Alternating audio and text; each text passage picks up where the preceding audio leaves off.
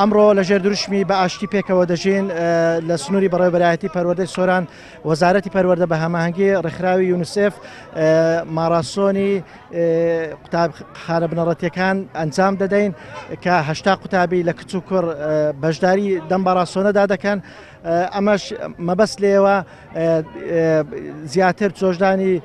قوتابیانە بە گیانی پێکەوە ژیان و ئاشتی و تەبایی کە ئەمڕۆ دەبینین کوردستان چەندین نەتەوە و ئاینی جیاواز لە کوردستاندا دەژین. پێویستمانە لە نێو ناوەندەکانی خوێندن ئەو پەیامە بگەینین کە چەندە گرینگە لە کوردستان لە نێو ئەو هەموو پێک هاتە جیاوازیە ئاشتی و تەبایی و پێکەوە ژیان بناغەیەکی ئەساسی بنیاتنانی کۆمەڵگای کوردستانی